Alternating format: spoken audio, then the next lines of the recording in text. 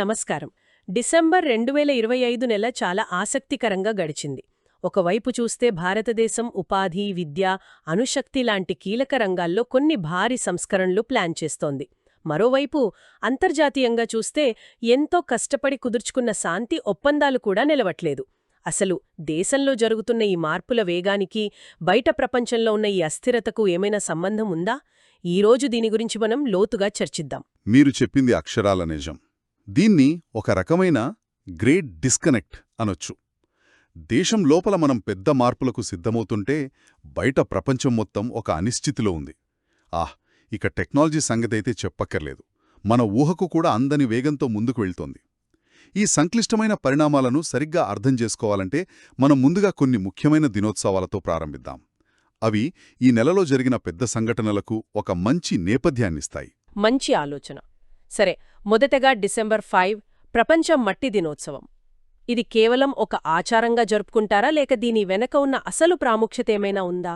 లేదు, ఇది కేవలం ఆచారం కాదు, మన మనుగడకు సంబంధించిన విషయం.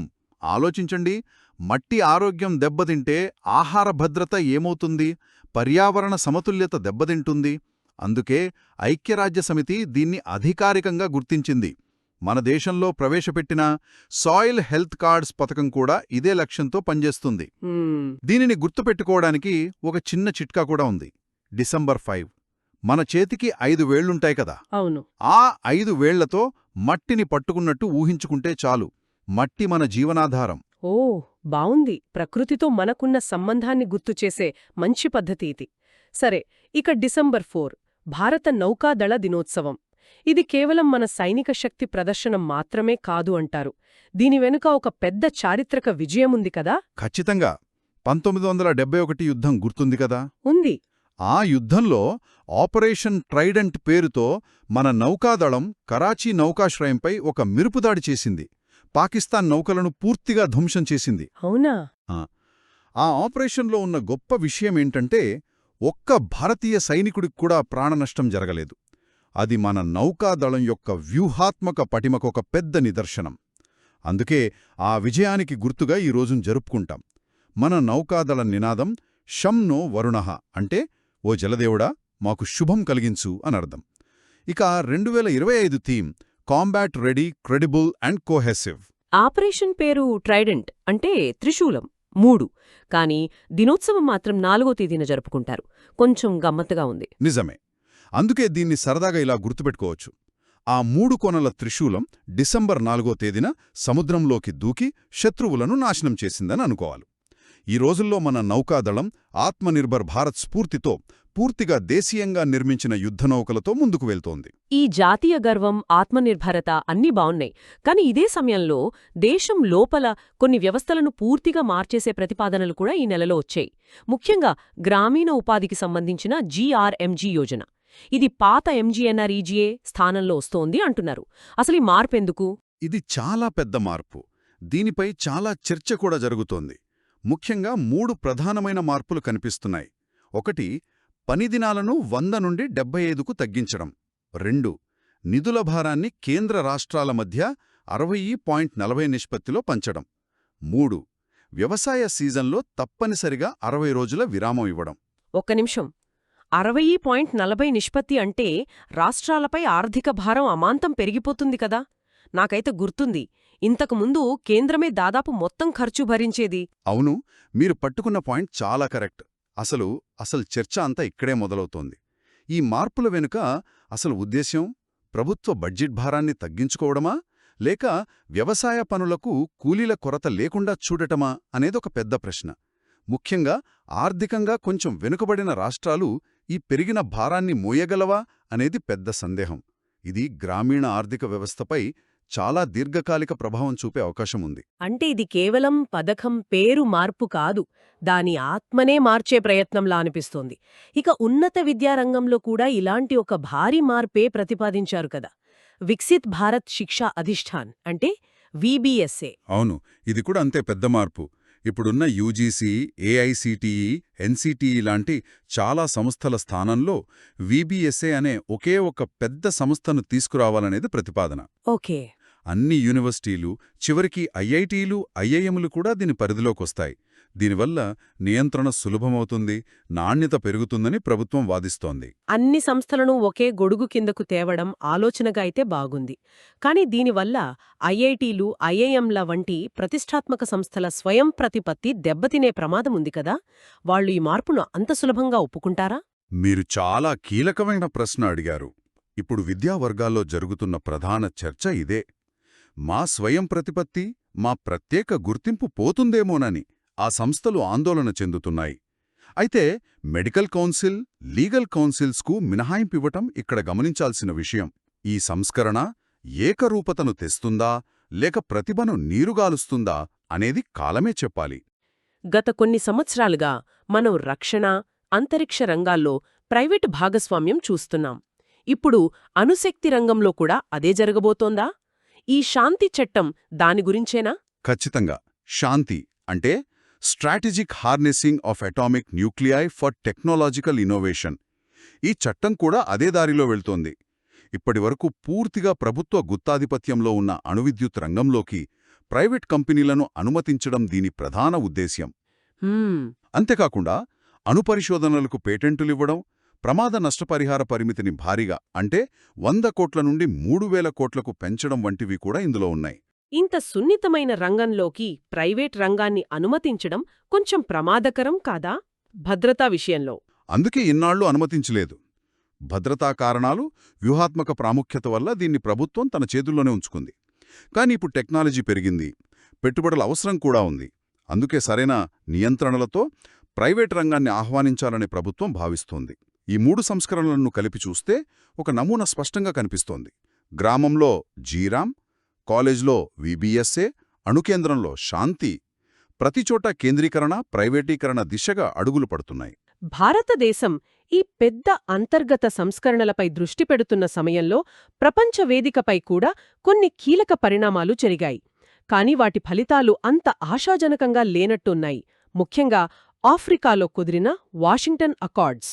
అవును, democratic republic of Congo, Rwanda మధ్య దశాబ్దాలుగా ఉన్న సంఘర్షణను ఆపడానికి అమెరికా మధ్యవర్తిత్వంతో ఈ ఒప్పందం కుదిరింది. కానీ దానిపై సంతకాలు చేసిన సిరా ఆరకముందే M23 తిరుగుబాటుదారులతో మళ్లీ ఘర్షణలు మొదలయ్యాయి. ఇది ఏం చూపిస్తుందంటే కాగితంపై కుదిరే శాంతికి క్షేత్రస్థాయి వాస్తవానికి మధ్య చాలా తేడా ఉందని. ఈ ఘర్షణల వెనుక అసలు కారణమేమిటి? ఇది కేవలం జాతుల మధ్య పోరాటమా లేక మరేదైనా ఉందా? అసలు సమస్య అంతా తూర్పు కాంగోలో ఉన్న అపారమైన ఖనిజ సంపద. కోబాల్ట్, బంగారం, వజ్రాలు ఇలా ఎన్నో ఉన్నాయి. వాటిపై ఆధిపత్యం కోసమే ఈ నిరంతర పోరాటం. ఓ, దీన్నే రిసోర్స్ కర్స్ అంటారు. అంటే సహజ వనరులే ఒక దేశానికి శాపంగా మారడం. ఈ ఒప్పందం ఆ మూల కారణాన్ని పరిష్కరించడంలో విఫలమైంది. ఇలాంటి బలహీనమైన ఒప్పందాల కథ ఆగ్నేయ ఆసియాలో కూడా పునరావృతమైనట్టుంది. కంబోడియా, థాయిలాండ్ సరిహద్దు సంక్షోభం. సరిగ్గా చెప్పారు.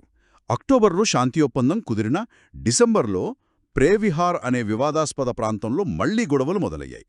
దీని ప్రభావం కూడా చాలా తీవ్రంగా ఉంది.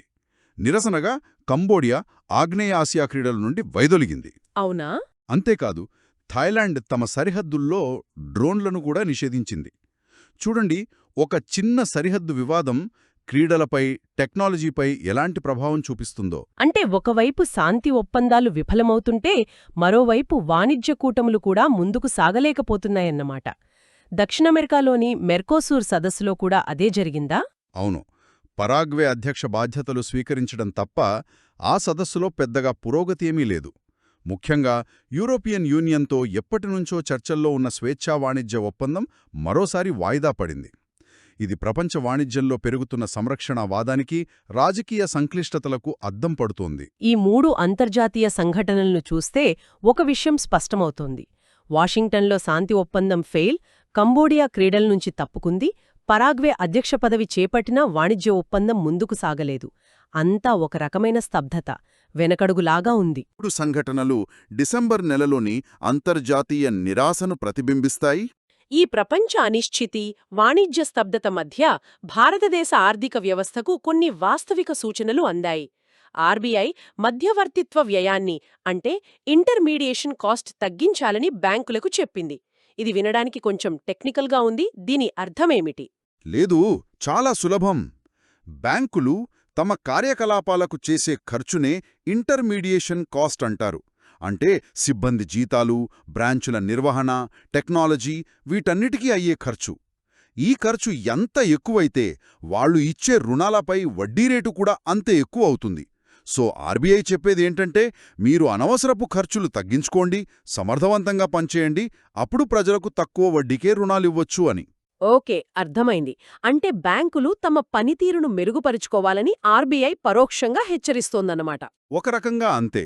ఇది బ్యాంకింగ్ రంగ సామర్థ్యాన్ని పెంచే దిశగా ఒక ముఖ్యమైన అడుగు. కానీ ఇదే సమయంలో అంతర్జాతీయ ద్రవ్యనిధి అంటే ఐఎంఎఫ్ నుండి మనకు ఒక హెచ్చరిక వచ్చింది.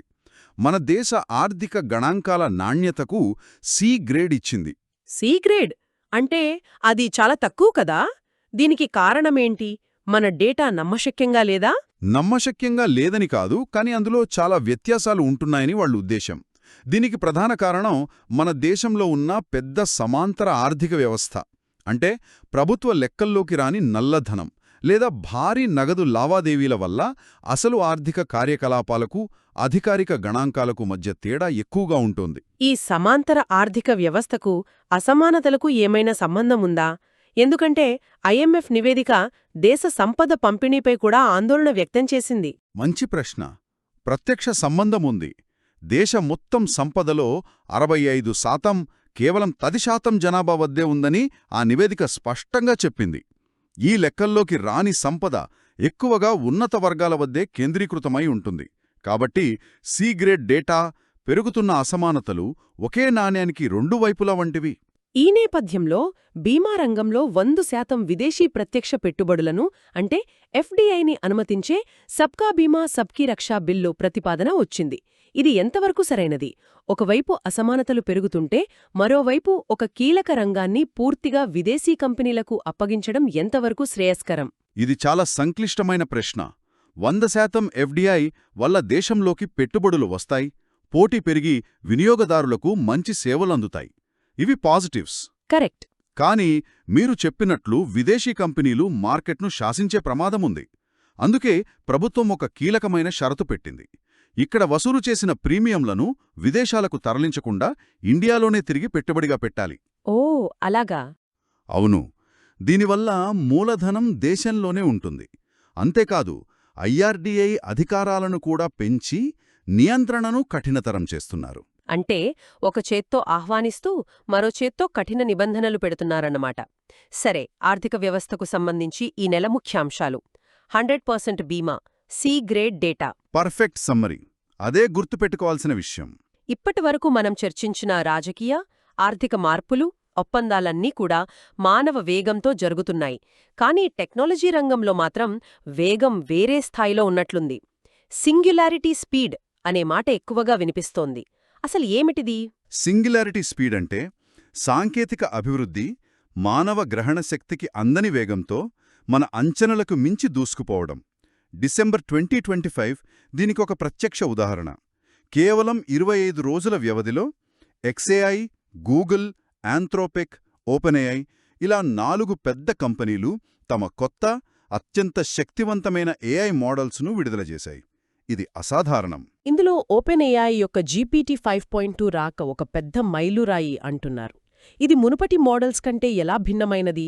కేవలం కొంచెం మెరుగ్గా ఉంటుందా, లేక ఇదొక విప్లవాత్మక మార్పా? ఇది కేవలం ఒక అప్గ్రేడ్ కాదు, ఒక క్వాంటమ్ లీప్. ఇది కేవలం మెరుగైన వ్యాసాలు రాయడం, ప్రశ్నలకు సమాధానాలివ్వడం కాదు. మనమిప్పుడు మాట్లాడుతున్నది కొత్త శాస్త్రీయ పరికల్పనలను స్వయంగా ప్రతిపాదించగల, సంక్లిష్టమైన కోడ్ను తప్పుల్లేకుండా రాయగల సామర్థ్యమున్న మోడల్స్ గురించి. మోడల్స్ విడుదల మధ్య సమయమేమో తగ్గుతోంది, కానీ వాటి సామర్థ్యంలో పెరుగుదల విపరీతంగా ఉంటోంది. ఏఐ అభివృద్ధి ఒక సరళ రేఖలా కాకుండా ఒక నిలువు గోడలా పైకి దూసుకుపోతోంది. అదే సింగ్యులారిటీ స్పీడ్. వింటుంటేనే చాలా ఆసక్తికరంగా ఉంది. ఈరోజు చర్చను ముగిద్దాం. డిసెంబర్ 2025 మన ముందుక పెద్ద వైరుధ్యాన్ని ఉంచింది. ఒకవైపు భారతదేశం తన భవిష్యత్తును పునర్నిర్మించుకోవటానికి ఉపాధి, విద్య, అణుశక్తి వంటి కీలక రంగాల్లో భారీ, వివాదాస్పద సంస్కరణలను ప్రతిపాదిస్తోంది. మరోవైపు అంతర్జాతీయ రాజకీయాలు విఫలమైన ఒప్పందాలతో బలహీనంగా కనిపిస్తున్నాయి. వీటన్నింటికి అతీతంగా ఏఐ టెక్నాలజీ మానవ నియంత్రణకు అందని వేగంతో పరిణామం చెందుతోంది. అవును. ఈ అన్ని పరిణామాలను గమనిస్తే ఒక ప్రాథమిక ప్రశ్న తలెత్తుతుంది. భారతదేశంలో జరుగుతున్న ఈ భారీ అంతర్గత సంస్కరణలు, బయటి ప్రపంచంలో పెరుగుతున్న అనిశ్చితి, ఈ టెక్నాలజీ విస్ఫోటన నుండి మనల్ని మనం కాపాడుకోవడానికి కడుతున్న ఒక కోటలాంటివా? లేక బయట ఒక పెద్ద తుఫాను ముంచుకొస్తుంటే మనం లోపల కుర్చీలు సర్దుకుంటున్నామా? ఈ మార్పుల దీర్ఘకాలిక ప్రభావం దేశ భవిష్యత్తుని ఎలా నిర్దేశించబోతోందనేది మనం ఆలోచించాల్సిన విషయం.